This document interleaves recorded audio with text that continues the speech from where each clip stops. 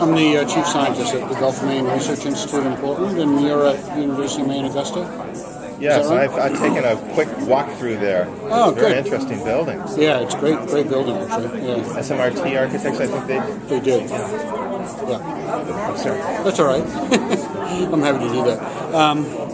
Well, my passion for biology, which I've got a degree in marine science, was really kindled by my high school biology teacher, and it led me to do a degree at the University of Maine. And right now, I was born and raised in New Hampshire and Maine, and so I did my degree at UMO in marine biology.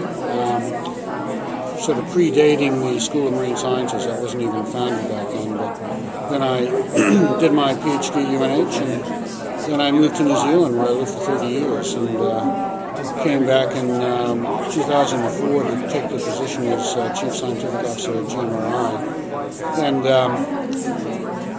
And New Zealand's a beautiful country, and that's where my children and grandchildren are, and my wife's a New Zealander, but I always felt the real strong desire to come back and give something back to the state of Maine, the place that nurtured my initial interest in science. And when GMRI was opened up and they were searching for a chief scientific officer, the opportunity finally arose. So I've worked all around the world, every continent, over 50 countries. So for someone with a passion for traveling, marine science is great because it's a real international community. And later on this year, I'll be traveling to 6 countries between now and the end of the year. So mostly in Asia and also in Indonesia. Is that so? So you really have an outreach. It's not just local Maine. Yeah, definitely. Yeah. The business model that we have at GMRI is that we encourage people to spend 20% of their time working in other parts of the world. So, and that way you sort of impart your knowledge to people in other countries and also bring their knowledge back to Maine. So, networking is hugely important. It is. They can experiment for you. You don't have to pay for everything. You learn from their experiments. They usually pay us. Yeah. So it's a real win-win situation. You give power to the name. Yeah. Exactly. I was very impressed. I just went, and even the boards, the poster boards, which described experiments at each person's office. I mean, it made it real to me. I didn't need somebody just giving me a guided tour. I was able to guide myself. There was nobody available at the time. Okay. And the woman at the desk said, "Go ahead, take a look around." That's my wife. Oh, really?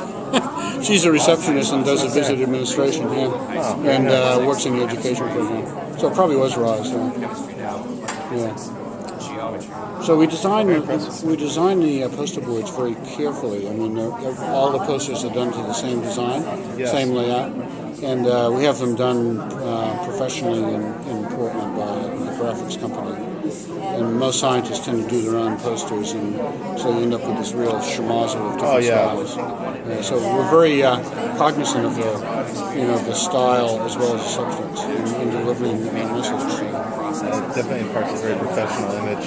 Yeah. Very serious. Right. I think each person working there seems that much more important too. It's selective. Yeah. It's not like a crowd. It's very organized in one position in each spot. Just impressive. It's a very different approach that we take compared to a university. Universities tend to hire individuals to fill particular posts, and I realize there are exceptions, but working in collaboration with your colleagues in your own university is the exception rather than the rule often, because you're working with colleagues outside, certainly in marine sciences, because there's only generally one specialist in a particular area at each university, so the colleagues you work with are all around the world, so that's part of this global network. And we pride ourselves on working in a very collaborative fashion within GMRI. It's one of the things that attracted me about it as well. I don't know if I can get any specifics, but they state the problem, how you guys put things together, analyzing what the issues are, how you increase production, right, and the results. Some of the results weren't the best yet, and we're still going back to work on it, which is good to see. And everything can't be a success, but it's interesting to see the graph of how things have improved over each year. Very relevant to this area. Right, definitely. and I get a note from you guys probably at least every month or about. I signed a form said someday I'd like to bring a group down there for a tour. Yeah. And I know they have a luncheon, a sandwich thing, and a tour. You just have to set up ahead of time. Just have to sign up ahead of time. Yeah.